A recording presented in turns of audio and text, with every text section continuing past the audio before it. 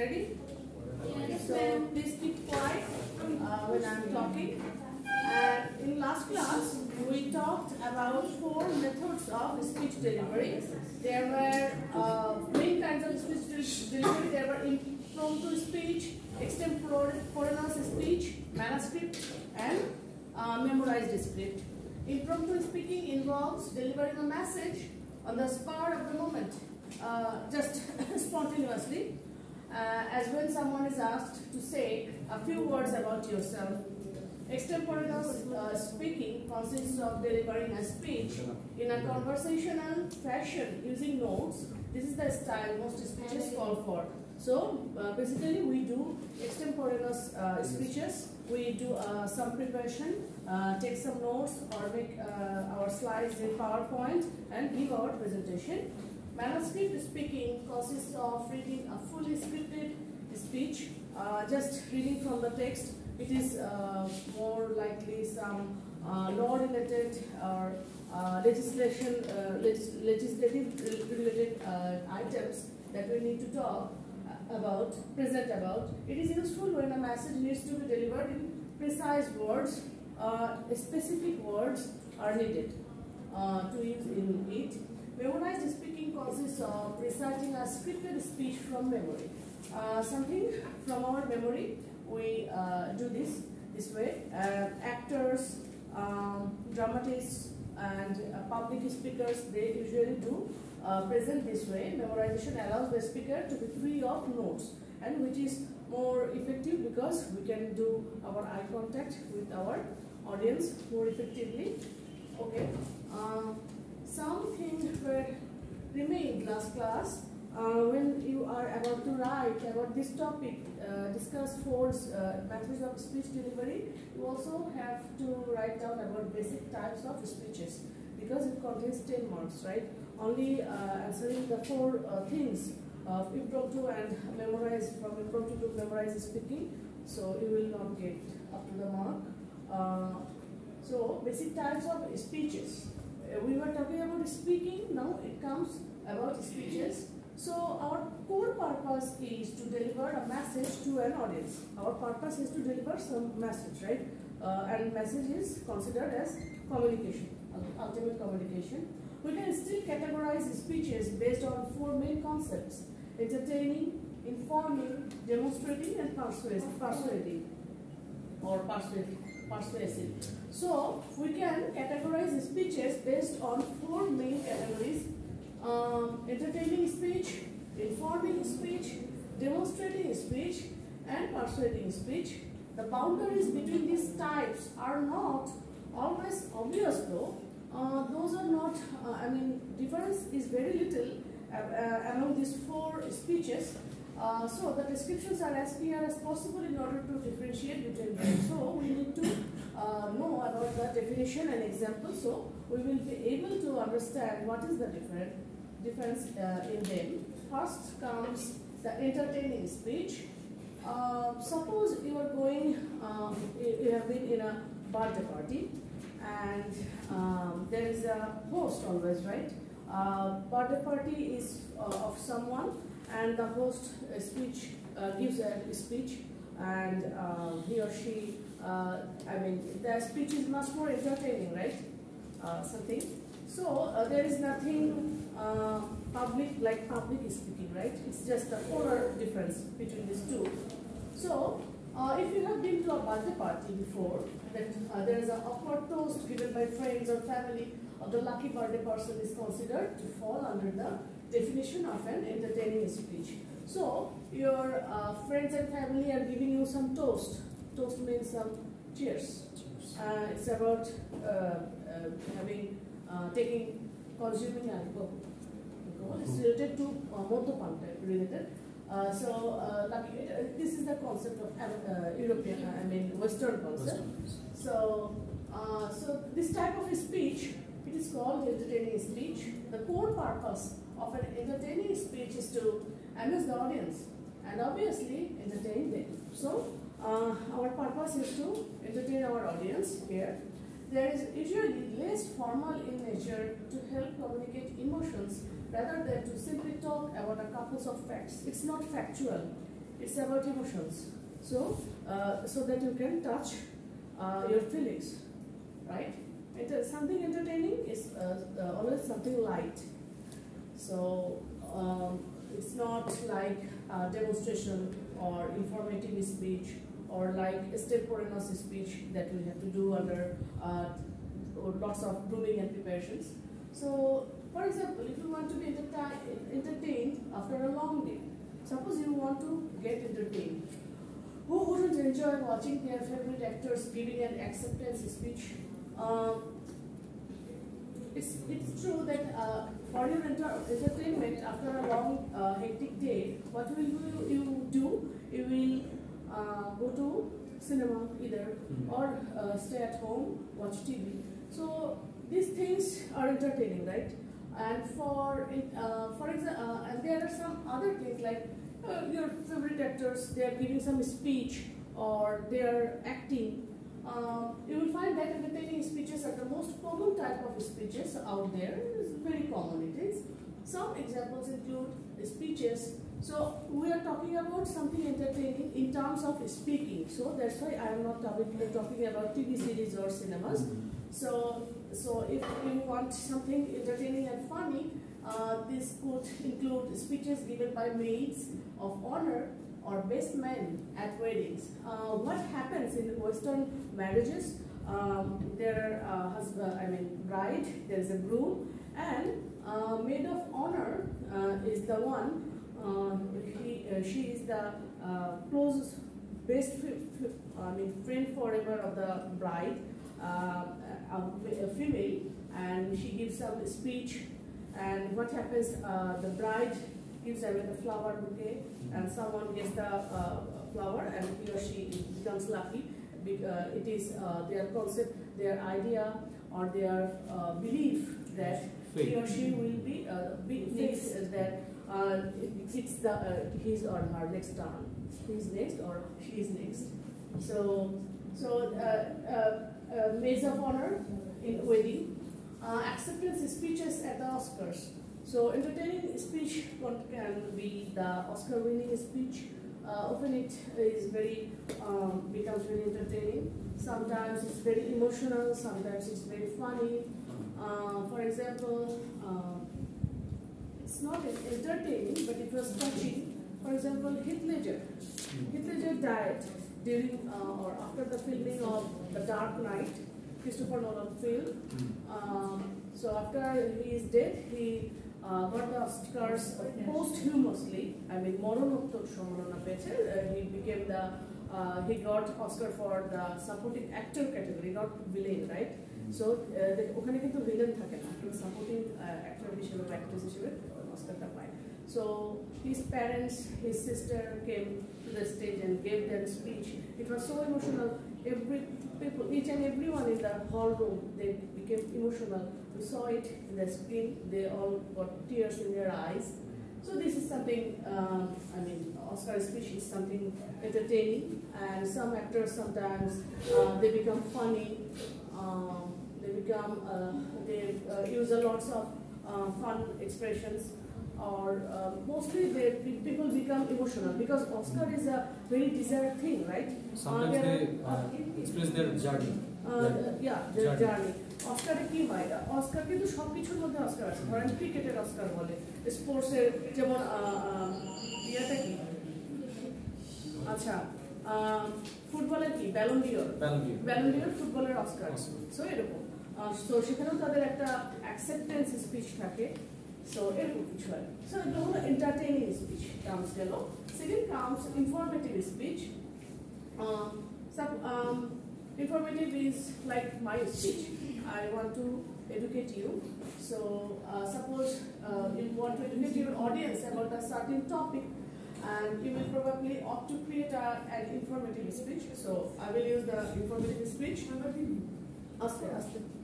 And informative speech purpose is to simplify complex theories into simpler, easy to digest and less ambiguous ideas. So সহজ সরল simple ভাষা খুব সহজে বোধগম্য, যেটা হলো হয়তো কেউ না কোনো teacher, some of your educators might use tough language to understand the topic. So we must the educator, as an educator we have to keep in mind that our speech needs to be very clear and unambiguous. So accurate, in order to deliver the message accurately. Informative speech can be taught as a polar opposite to persuasive speech. Polar opposite means ekdom দুই প্রান্ত, চুম্বকের দুই প্রান্ত, magnets, two sides of magnets.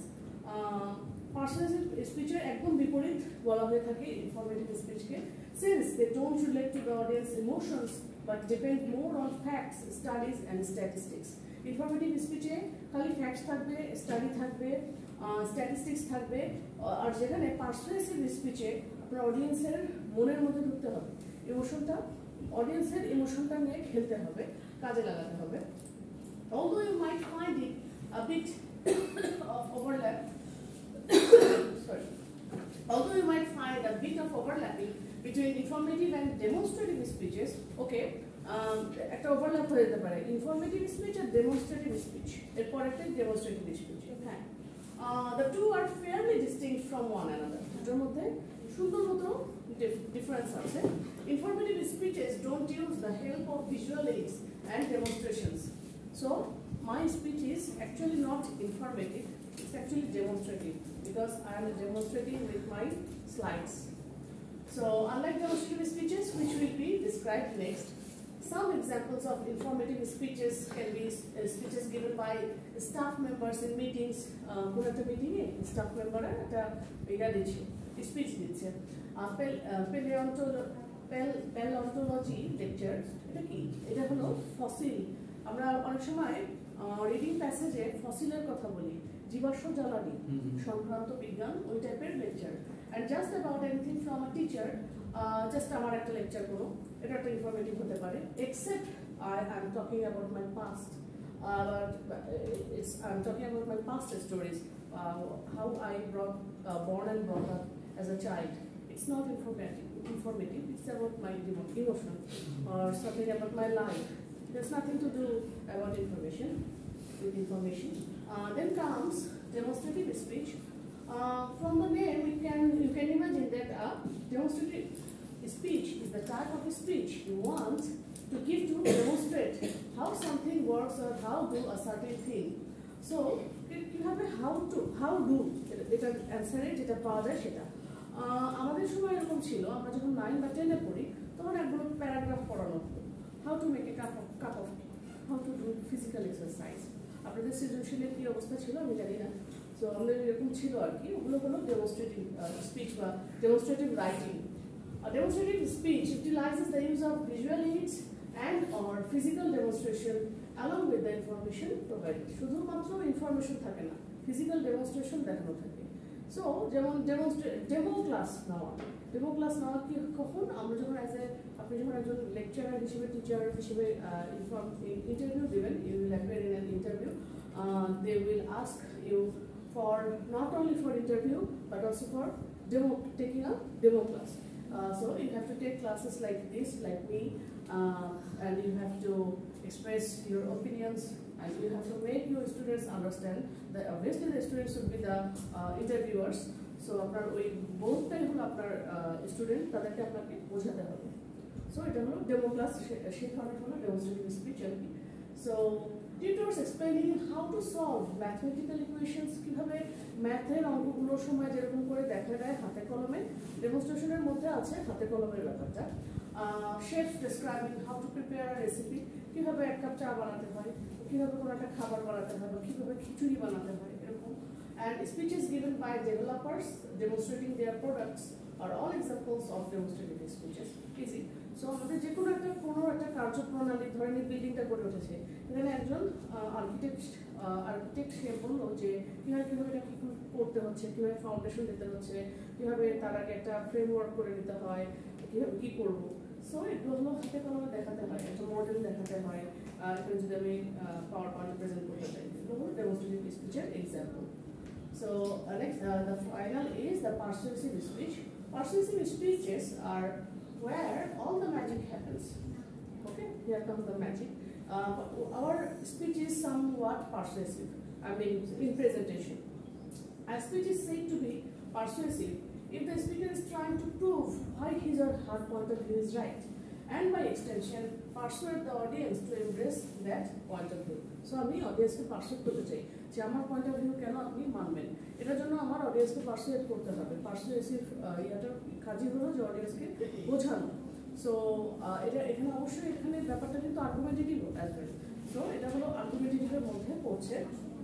Persuasive speeches differ from other basic type of speeches in the sense that they can either fall or succeed to achieve their purpose. Persuasive speeches অন্যান্য স্পিচের থেকে difference হওয়ার কারণ হলো যে এই স্পিচটা fruitful হতে পারে, আপনার এই স্পিচ সাকসেসফুল হতে পারে, নাও হতে পারে। So you can craft the most carefully written speech and present it in the most graceful manner. খুব সুন্দর করে, খুব ক্লিয়ার করে আপনি বানালেন, খুব ভালোভাবে বোঝালেন, yet the audience might not be convinced. এত কিছুর পরে অডিয়েন্স কনভিন্স নাও হতে পারে। Okay? Persuasive speeches can either be logical by using the help of facts or evidence, like a lawyer's argument in the court. এটা হতে পারে যে evidence basis হতে পারে, পারসুয়েসিভ একটা যে লয়ার কোর্টে যখন আর্গু করছে কোন একজন লোক তাকে নির্দোষ, তাকে ফাঁসির দড়িতে ঝুলাবে, কিন্তু একজন লয়ার তাকে নির্দোষ প্রমাণ করার জন্য যে কত কত ধরনের পারসুয়েশন করে, তার সাথে তথ্য প্রমাণাদি বা এভিডেন্স লাগে, কিন্তু খুবই টাফ জিনিস। Or can make use of emotional triggers to spark specific feelings in the audience. Emotional triggers for example ধরেন আমাদের অ্যাডভার্টাইজমেন্টগুলোর মধ্যে আমরা দেখি, আমরা ছোটবেলায় বলবো আপনাদের বাংলা লিঙ্কে অ্যাডভার্টাইজগুলো দেখাতো, মাছের ব্যবসা, আমার বাবা ওই যে এগুলো করে না ওগুলো, তারপর একটা ছোট ওই যে দিঘি নাম এখন শুনি, সেটা ছোট ছিল যে একটা ময়না পাখির অ্যাডভার্টাইজ করে, এগুলো হলো মানুষের ইমোশনগুলো কাজে লেগেছে। জিনিসটা হলো মোবাইলের বা ফোনের অ্যাড, বাট একটা বাচ্চার যে ইমোশনটা, সেন্টিমেন্টটা, ওটা দেখে মানুষ গণহারে গ্রামীণ ফোনের সিম ইউজার হয়ে গেল।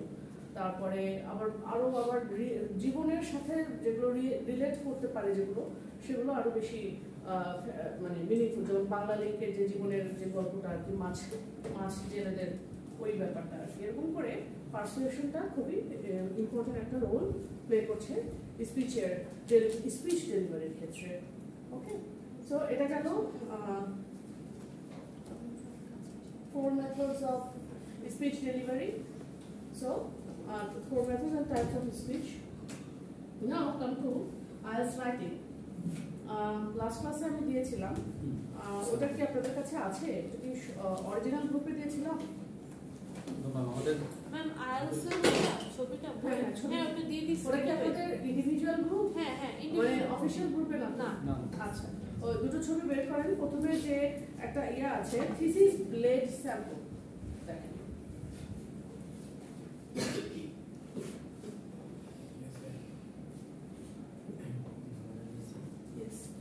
পেয়েছেন? সবাই পেলে করি।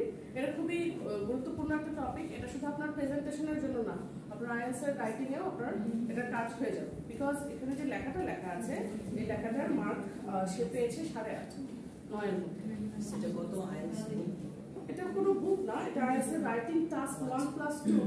এখানে চার্ট বা গ্রাফগুলোর টেমপ্লেটগুলো দেওয়া আছে, প্লাস কিছু স্যাম্পল দেওয়া আছে যেগুলো ভালো মার্ক পেয়েছে। ম্যাম অ্যাসাইনমেন্টে কি এরকমই সাইজের লিখতে হবে? কোথায়? মানে আপনি যে প্রেজেন্টেশন, প্রেজেন্টেশন এখানে আমি এই প্রেজেন্টেশন দেওয়ার ক্ষেত্রে কিভাবে কি করতে হবে সব এখন বলবো। জি জি, ওকে, সব বলবো। সো একটা এসে বা প্যারাগ্রাফে কি লাগে?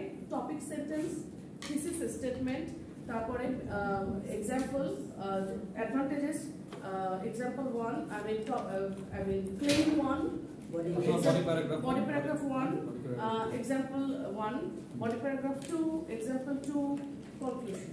বেশি কিছু না। এই রেফারেন্স দিতে হয়, মাস্ট হ্যাঁ, কি দেওয়া দিতে হয় বলে? রেফারেন্সেস। না, এটা আমি আপনার পড়তেও হবে না, আমি পড়ে শোনাচ্ছি। এটা কি হচ্ছে? প্রশ্নটা বলছে, some people say that what children watch influences their behavior. বাচ্চারা যা দেখে সেটাই তার আচরণ আচরণের উপর প্রভাব ফেলে।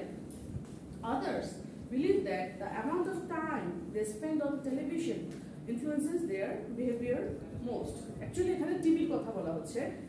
চিলড্রেন ওয়াচ, যেটা ওয়াচ কি করে, ওয়াচ তো টিভি দেখার ইয়েতে তো টিভি। আচ্ছা, আরো স্পেসিফিক্যালি কিভাবে শিওর হলাম, বিকজ এখানে লিখছে পরের লাইনে বলছে the amount of time they spend on television. যদি হতো ফেসবুক তাহলে কিন্তু আপনি যদি আবার শুরু করতেন টিভি দিয়ে তখন হয়ে যেত আপনার, তখন এই আইএলটিএস এর হোক বা আপনার যদি প্রেজেন্টেশন দেন আপনার ভুল হয়ে যাবে, ঠিক আছে, আপনার মার্কস কাটা।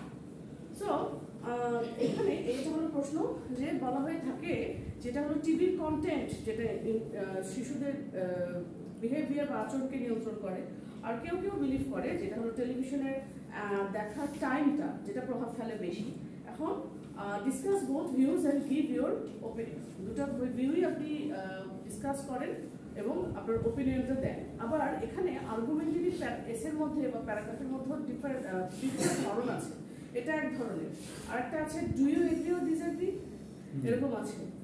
তারপর এই যে এখানে হলো দুইটা ভিউয়ের উপরেই আলোচনা ফোকাস করতে বলা হয়েছে, কিন্তু যদি বলা হতো আপনি কোনটা ইয়া করেন তখন দেখা যেত এখানে তো পক্ষে বিপক্ষে দুটার যুক্তি দেওয়া হয়েছে, বাট তখন বলা লাগতো আপনার যে পক্ষটা সেটার পক্ষেই দুটা যুক্তি। ওকে, সো এখন প্রথম লাইনটা হয় একটা প্যারাগ্রাফ বা এসে, প্রথম লাইনটা হলো টপিক সেন্টেন্স, আর পরের লাইনটা হয়, শেষের লাইনটা হয় মূলত থিসিস স্টেটমেন্ট, যে আপনি কি বলতে চান।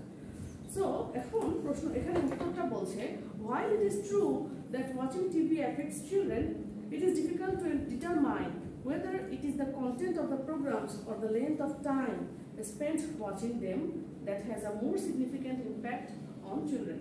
দেখেন ওরা প্রশ্ন যা করেছে আমরা উত্তরে ওটার উপরেই দিচ্ছি, কিন্তু আমাদের নিজস্ব ভাষায়।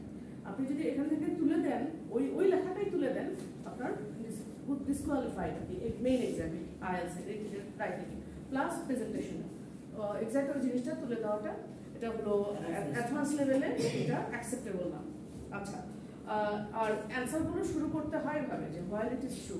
যেহেতু আপনাদেরকে আমি আর্গুমেন্টেটিভ টপিক দিয়েছি, এই ধরনের ইয়াতেই শুরু করবেন। আমি নেক্সট দিন আরও প্যাটার্ন বলে দেব যে কি কি জিনিস অ্যাড করতে হবে, মানে একটা স্ট্রাকচার তো আছে যে শুরুতে হোয়াইল ইট ইজ ট্রু সবসময় বলবো, নাকি ইট ইজ ট্রু বা it is believed, it is widely strongly believed, এরকম করে কিন্তু লিখতে পারেন, যে কোনো একটা হবে, কিন্তু মেক শিওর যে এটা যেন মানে ইয়ার সাথে হয়, সংগঠনপূর্ণ হয়, হ্যাঁ রিলেটিভ যেন হয়, রিলেটিভিটি যেন মেনটেন হয়।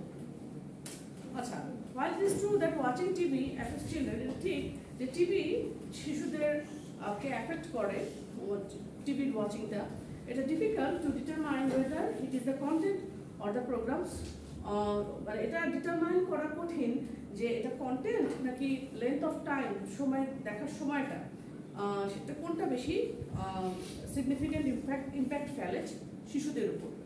তো তারপরে ইন মাই ওপিনিয়ন বা আমার মতে, আপনি এটা বিভিন্নভাবে বলতে পারেন। আমার in my opinion, according to me, it seems to me, anything will do. So আপনি যখন প্রেজেন্টেশন দিবেন ওইভাবে বলতে পারেন। It seems to me that although the amount of time does affect youngsters, আমার কাছে যেটা মনে হয় সেটা হলো যে যদিও অ্যামাউন্ট অফ টাইমটা অ্যাফেক্ট করে ইয়াংস্টারদের, সো আমরা কিন্তু আর চিলড্রেন বলছি না, ইয়াংস্টার্স বলতেছি। It is the content of the programs that has a more marked influence on them. আচ্ছা, হুবহু যে এরকম করে ইয়ার করতে হবে তা না, এটা ধরেন আপনাকে আমি এটা অন্য আপনার মতো করে লিখতে বললাম, তখন কিন্তু আপনি অন্যভাবেও ইয়ে করতে পারবেন, সেই ইয়াতেই বলছি। It is the content of the programs that has a more marked influence, না more influence on them. এটা হলো, so it seems to me দিয়ে আমি যেটা বলছি এটা হলো আমার থিসিস স্টেটমেন্ট। আচ্ছা, এসিতে কি সমস্যা? একটা এসে বন্ধ করে দিলেই হয়। না না, আমার পিছনে গরম লাগবে, পিছনে যদি শীত লাগছে, ওই যে মাঝখানে এসে বলো। আচ্ছা, এরপরে বলি, আচ্ছা আর হলো প্যারাগ্রাফ বা এসেগুলোতে, আচ্ছা আপনাদের প্রেজেন্টেশন নিয়ে তো বলা হচ্ছে, এখানে যেটা হয় শুরু করতে হয় অন ওয়ান হ্যান্ড অথবা ফার্স্টলি, সেকেন্ডলি, থার্ডলি, আর অন দ্য আদার হ্যান্ড বা on the contrast, on the contrary, অনেক ধরনের শব্দ আছে, ফ্রেজাল ওয়ার্ডস আছে। So on the one hand, the consequences of watching TV for long periods of time can be deleterious. Deleterious মানে dangerous, harmful, detrimental. আচ্ছা, তাহলে একদিকে বেশি সময় ধরে টিভি দেখার প্রভাবটা ক্ষতিকর হতে পারে। প্রথমত, firstly, the longer the children are exposed to TV programs, the more likely it is for them to become addicted to watching television. মানে যত বেশি সময় তারা দেখতে থাকবে তত বেশি তারা অ্যাডিক্টেড হয়ে যাবে। যখন চিলড্রেন আচ্ছা, এটা গেল হলো ফার্স্টলি যেটা বললাম ওটা হলো প্রথম পয়েন্টটা আমার টপিকটা। তারপরে এটার আচ্ছা, আপনাদেরকে যেটা করতে হবে ওই যে একটা করে পয়েন্ট দিবেন, সেই পয়েন্টের সাপোর্টে এক্সাম্পল দিয়ে এলাবোরেট করে এক্সপ্লেইন করতে হবে। এই যে তাহলে আমরা প্রথমে কি বললাম যে বাচ্চারা যত বেশি দেখবে সময় ধরে তত বেশি আসক্ত হয়ে যাবে। এটার সাপোর্টে আরো কি কি বলা যায় এখন দেখেন, when children become over reliant, তাহলে অ্যাডিক্টেড না বলে আরেকটা ওয়ার্ড ইউজ করা হচ্ছে। আইএলটিএস এর নিয়মে হলো আপনি কখনো একই শব্দ ওভার অ্যাডিক্টেড যদি বলেন তাহলে এটা ডিসকোয়ালিফিকেশন, নাম্বার কাটা যাবে। Over reliant on television for entertainment, they might neglect engagement in outdoor activities. তাহলে কি হচ্ছে, এটা আমরা বললাম যে যত বেশি সময় দেখবে তত বেশি আসক্ত হয়ে পড়বে। তাহলে যখন তারা বেশি আসক্ত হয়ে পড়বে তখন কি হবে, তখন তারা কি হবে, এঙ্গেজমেন্ট ইন আউটডোর অ্যাক্টিভিটিস। তাহলে এটা করলে কি হবে, আরো ডিপে যাবো, আরো ডিগ্রি করবো যে তারা বেশি আসক্ত হয়ে পড়বে। বেশি আসক্ত হয়ে পড়লে কি হবে, তারা আউটডোর অ্যাক্টিভিটি থেকে নেগলেক্ট করবে, ডিটাচ ফ্রম হয়ে যাবে। This may result in a sedentary lifestyle that is highly detrimental to their physical health. তাহলে এখানে কি হবে, as a result, as a consequence, sedentary lifestyle চলে যাবে, অচল অসাড় অবস্থা আর কি sedentary, যেটা খুবই detrimental, তাদের ফিজিক্যাল হেলথের জন্য খুবই detrimental হয়ে যাবে। আচ্ছা, এখানে ফর এক্সাম্পল রিয়েল কিছু দেখি সিনারিও দেখি। আজকালকার বাচ্চাগুলো দেখবেন বেশ কিছু মেজরিটি, যেহেতু আমাদের মাছ ঘাট নাই, বাচ্চাগুলো কিন্তু ওবেস হয়ে যাচ্ছে, খাওয়া দাওয়া হচ্ছে অনেক, বাবা মা কিন্তু হেসে খাওয়াচ্ছে, কিন্তু তারা করতে পারছে না, প্রপার খেলাধুলা না করার কারণে। একটা পডকাস্টে দেখলাম যে বিকাল থেকে সন্ধ্যা পর্যন্ত সময়টা খেলাধুলার জন্য না রেখে এখন বাবা মায়েরা কোচিং করাচ্ছে। এটাতে যেটা হচ্ছে, সেই বাচ্চাটার জন্মগতভাবে বা ছোট ওই সময় থেকে মানসিক বিকাশ শুধু না, টাইপ 2 ডায়াবেটিস, ফিজিক্যাল আর কি, এবং ছোট বাচ্চাদেরকে চকলেট চিপস যথেচ্ছ খাওয়াচ্ছে। সো এটাতে যেটা হচ্ছে, অল্প বয়সে তাদের টাইপ 2 ডায়াবেটিস হচ্ছে, বাবা মার হয়তো নাই, সন্তানের হয়ে গেছে। সো এই ডায়াবেটিসের কিন্তু এভাবে শুরু হচ্ছে, সূত্রপাতটা এভাবে। সো আমাদের যত ধরনের নষ্টের মূল হলো খাবার, লবণ এবং চিনি। এটা বড়দের জন্য প্রযোজ্য, শুধু ছোটদের। হয়তো আপনি ভাবতেছেন আমার তো ডায়াবেটিস নেই, কিন্তু একটা স্টেজের পরে আফটার 40 পর্যন্ত যেতে পারবেন না। আজকাল দেখেন আপনার ইয়ার মধ্যেই আছে 20-22 হার্টের সমস্যা, এবং মানে যে ইন্ডিয়াকে নাকি বলা হয় ক্যান্সারের আখড়া। ইন্ডিয়া তো বলা মানে উপমহাদেশ। আমাদের কালচার কি, ফাস্ট ফুডের যে কালচারগুলো, আমাদের যে স্ট্রিট ফুডগুলো, ফাস্ট ফুডও বাদ দেন, স্ট্রিট ফুডগুলো চটপটি, ফুচকা, সিঙ্গারা, পুরি, এগুলো কি হারে খায় ইন্ডিয়ানরা। তারপর অ্যাজ এ রেজাল্ট আমাদের উপমহাদেশের যে মানুষদের পেটের স্ট্রাকচার মনে হবে, পুরুষদেরকে মনে হয় তারা প্রেগনেন্ট, মানে শুকনা, পাতলা শুকনা, কিন্তু পেট আছে, প্রেগনেন্ট মনে হয়। কথা কিন্তু সত্য, আশেপাশে দেখেন অনেককে পাবেন, মোটার মধ্যেও ধরন আছে, কিন্তু ওই ধরনের ইয়ারগুলো খুবই খুবই বাজে লাগে। সো এই জিনিসগুলো কিন্তু এগুলো ছোটবেলা থেকেই হয়ে আসছে, আমরা বুঝতেও পারতেছি না। আজকালকার যারা সচেতন বাবা মা, তারা চুল ছেড়ে কথা বলে যে আমার বাপ মা, আমার শ্বশুর শাশুড়ি আমার হলো বড় শত্রু। আমি খাওয়াই তাকে নর্মাল খাবার, ওরা গিয়ে দেখা যাবে ওদের পাল্লায় পড়লে ওরা গিয়ে লুকায় লুকায় চকলেট দিচ্ছে, এটা ভালোবাসা বুঝে। ঠিক আছে, কিন্তু এটা ওরা বোঝে না, ওদের মানে আমার মুরব্বীদেরও প্যারেন্টিংয়ের দরকার আছে। ওকে, দ্যাটস দ্য থিং। সো এখানে তো টিভি প্রোগ্রাম দেখলাম, সেখান থেকে ফিজিক্যাল ইয়াটা গেল। মোর ইম্পর্টেন্টলি, আচ্ছা এরপরে হলো পয়েন্ট নাম্বার 2, আর এটা কি হচ্ছে, মোর importantly excessive TV watching impairs children's communication abilities, so they find it hard to play or live harmony with others. তাহলে এটা ইম্পেয়ার করছে চিলড্রেনদের কমিউনিকেশন অ্যাবিলিটি। একটা হলো, প্রথমটা হলো বেশি অ্যাডিক্টেড হলে আউটডোর অ্যাক্টিভিটি থেকে সরে যাচ্ছে, আর একটা হচ্ছে হলো কমিউনিকেশন। তাহলে দুটো পয়েন্ট হলো outdoor lack of neglect engagement in outdoor activities, Number two, children's communication abilities. Social ইন্টারঅ্যাকশনটা কম Social interaction কম হচ্ছে. So, as a result, children would feel discouraged from having real interactions with people around them if they spend a huge amount of time in front of the screen. As a result, যেটা হবে তারা discouraged হয়ে যাবে real interaction মানুষের সাথে আর বেশি সময় ধরে তারা টিভি দেখতে থাকবে স্ক্রিনে টাইম দেবে which may hinder their development of social skills. So তাদের social skills, physical health সব নষ্ট হয়ে যাচ্ছে বেশি এক্সটেন্ডেড পিরিয়ড অফ টাইম ধরে টিভি দেখার কারণে। ওকে, দুটো পয়েন্ট কিন্তু সুন্দর মতো বলা হলো। সো এখানে এই যে আপনি এই যে বললাম না অ্যাডিক্টেড হয়ে যাবে, তারপরে নেগলেক্ট এঙ্গেজমেন্ট, তারপরে চিলড্রেন্স কমিউনিকেশন অ্যাবিলিটি হ্যাম্পার হচ্ছে, এটা দুটো পয়েন্ট। এরকম দুটো পয়েন্ট কি পয়েন্ট আপনারা এরকম বানায় যদি আপনি ইয়েটা দিচ্ছেন প্রেজেন্টেশন দিচ্ছেন হয়ে যাবে। সো আপনাদের এত কিছু লেখা লাগছে না। সো পয়েন্টগুলো মাথায় রাখতে হবে যে কোন টপিকের উপর বলছে, সেগুলো কিওয়ার্ডগুলো 2 বা 3 ওয়ার্ডের হয়, এর বেশি হয় না। ওকে, আচ্ছা, on the other hand it is the, আচ্ছা এটা গেল এতক্ষণ যিনি মানে আর্গু করছে সে বলতেছে ওই পয়েন্টটা যেটা তার মেইন পয়েন্ট না, তার পয়েন্ট হলো কন্টেন্ট। টিভিতে বেশি সময় দেওয়া না, টিভির কন্টেন্টটা হলো তার মেইন উদ্দেশ্য ছিল, তাই না? এতক্ষণ সে বললো যে আমার টাইমটা কিভাবে ক্ষতি করতেছে বেশিক্ষণ টিভি দেখাতে। এখন অন দ্য আদার হ্যান্ড অন্য ক্ষেত্রে it is the ব্রডকাস্টেড images that have the most direct effect on young viewers. Broadcast করা হচ্ছে তাহলে আচ্ছা এখানে কিন্তু এটা সরাসরি বলা হয় না, টিভির সাথে কিন্তু এই শব্দগুলো রিলেটেড। সো আপনাকে এই রিলেটেড শব্দগুলো জানতে হবে। ব্রডকাস্ট করা টিভিতে কি হয়, ব্রডকাস্টেড হয়। সো তাহলে সেটা হচ্ছে মোস্ট আরো বেশি ডিরেক্ট ইফেক্ট হচ্ছে বাচ্চাদের উপর। সেটা হচ্ছে ফার্স্টলি প্রথমত most countries of the majority of TV shows present glamorized depictions of inappropriate materials such as violence, drug abuse or causal sex. Thus youngsters may adopt unhealthy habits and improper behavior. তাহলে যেটা হচ্ছে প্রথমত যেটা হচ্ছে majority TV শোতে যেটা দেখাচ্ছে গ্ল্যামারাইজড description of inappropriate materials. তাহলে প্রথম পয়েন্টটা হলো ডেসক্রিপশন অফ ইনঅ্যাপ্রোপ্রিয়েট ম্যাটেরিয়ালস। এটা লিখে রাখতে পারেন, এটা লিখে রাখতে পারেন আপনার একটা পয়েন্ট, সংক্ষেপে বলে দিলাম।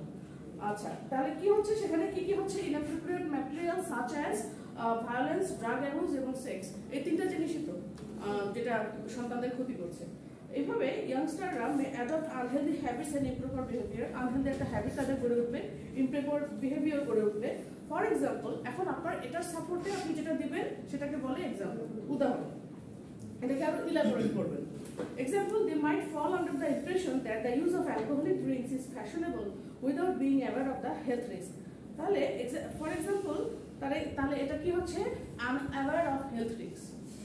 ঠিক আছে, এটার জন্য একটা এক্সাম্পল আমরা দেখলাম যে তারা মনে করতে পারে, তাদের একটা ইমপ্রেশন আসতে পারে, তাদের একটা মাথায় আসতে পারে যে ও আচ্ছা ওখানে অ্যালকোহল ড্রিঙ্ক হচ্ছে, আচ্ছা ওখানে কি হচ্ছে ভায়োলেন্স দেখাচ্ছে, এগুলো বোধহয় নর্মাল। সো দ্যাটস ওয়াই তারা যেটা করতে পারে হেলথ রিস্কের পরোয়া করবে না, they carry and later end up consuming this substances. তারা এটা ক্যারি অন করতে থাকবে এবং গোপনে গোপনে তারা ড্রাগ ইনটেক নিতে করতে থাকবে। Besides in our modern consumer society, এই আধুনিক সোসাইটি কি কনজিউমার ভোগ্য পণ্যের যে বা ম্যাটেরিয়ালিস্টিক বলে যে এটা কি ভোগবাদী সমাজ।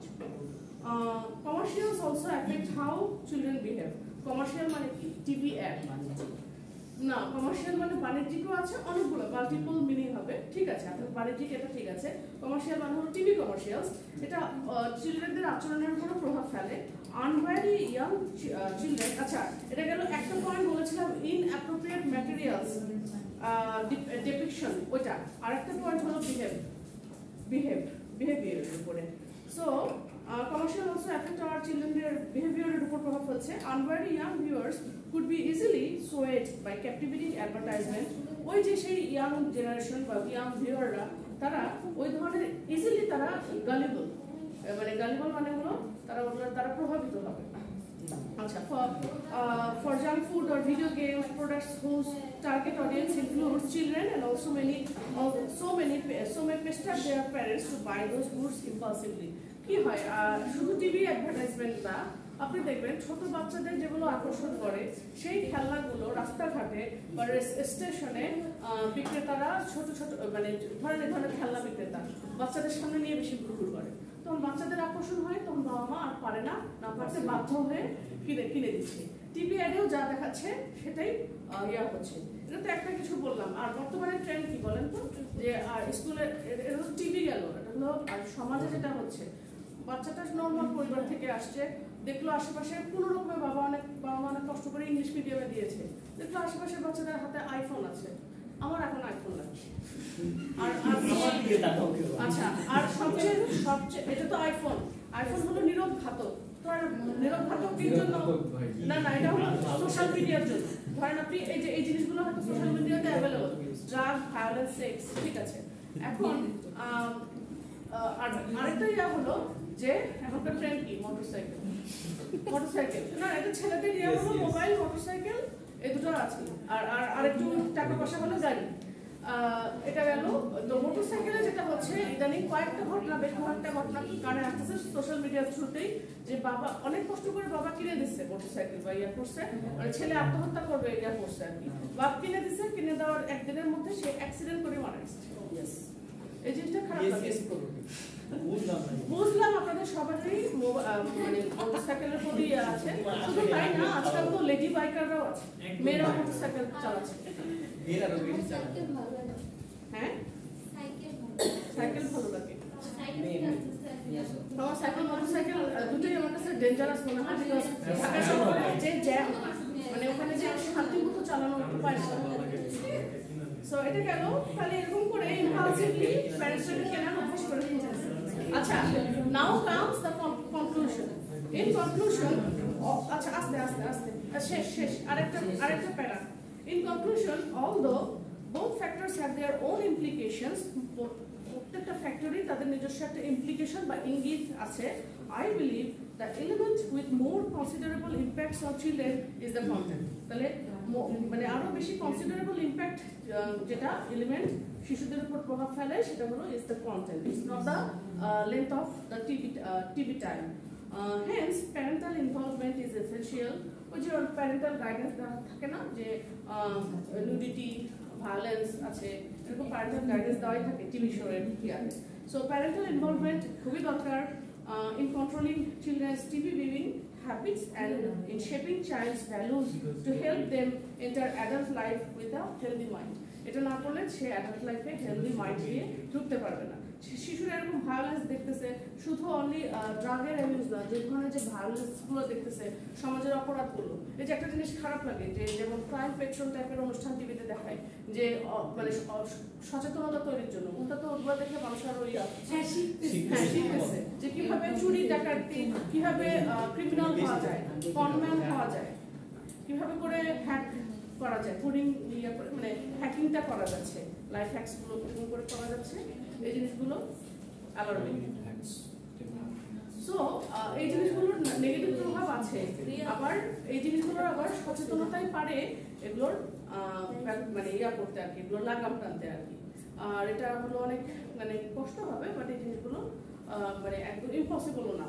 যেমন এই ধরনের আমরা কি করবো, ছোট বাচ্চাদের তাহলে বলা হচ্ছে যে তাহলে বেশি সময় দেবে টিভিতে, নাকি টিভির কন্টেন্টটা বেশি ক্ষতিকর? তাহলে আমাদের যেটা করতে হবে সেটা হলো যে টিভির স্ক্রিন টাইমটাও আমাদের কমাতে হবে। ধরেন সারাদিনে ওদেরকে খেলাধুলায় ব্যস্ত রাখতে হবে। যেহেতু চাইল্ডদের নিয়ে কথা বলা হচ্ছে, আমি সেটা বলি, ছোট বাচ্চাদের অনেক ধরনের খেলা আছে, আমাদের প্যারেন্টসরা আমরা অল্পতে অধৈর্য হয়ে যাই, এটা খুবই স্বাভাবিক, বিশেষ করে মায়েরা, তারা বুঝতে পারে না যে কি খেলা খেলতে দেওয়া যাবে আর কি। যে ব্লকের গেম আছে, লেগো, তারপরে বিভিন্ন ধরনের যে প্লে ম্যাটগুলো আছে ওইখানে খেলা যায়, ওই এগুলোর ইনভলভ করা যেতে পারে তাদেরকে। সো হ্যাঁ, ক্রাফটিং এর বেশ কিছু মানে ইনোভেটিভ কিছু ইয়ে আছে যেগুলো আমরা জানিও না, আর যেগুলো অত কস্টলিও না। সো এই জিনিসগুলোতে তাদেরকে যদি ইনভলভ করা যায়, আর যদি বলা হয় যে হ্যাঁ সারাদিনে তুমি 1 থেকে 1.5 ঘন্টা টিভি দেখতে পাবা, স্ক্রিন টাইমটা যদি কমায় আনা যায়, আবার যদি কন্টেন্টগুলো ঠিক করে রাখা যায়, যে অনেক কিছুতে দেখা যায় যে প্যারেন্টাল গাইডেন্স যেন প্রোভাইড করা হয়, সেখানে বলা থাকে যে তুমি এমন কিছু দেখতে পারবো না যেটা ওই যে 12 বছরের শিশুর উপরে শিশুরা ইয়া করতে পারবে না Kids বা বারবার mode হ্যাঁ কিডস মোড যেন অন থাকে এই জিনিসগুলো কন্টেন্ট গুলো যেহেতু ইম্পর্টেন্ট হ্যাঁ ইউটিউবের কিডস মোড হ্যাঁ এখন যদি এই নর্মাল টিভিতে আমাদের ন্যাশনাল টিভিতে যদি এখন নেটফ্লিক্স চলা শুরু করে তাহলে তো সমস্যা নেটফ্লিক্স আর চিল তো 18 কেন 24 প্লাস নেটফ্লিক্স এর ইউজ করো নেটফ্লিক্স আর চিল মাত্রই তো it indicates sex right এই ব্যাপারটা সো ওই জিনিসটা এই জিনিসগুলো তো ইয়া করা যাবে না অ্যালাউ করা যাবে না ওকে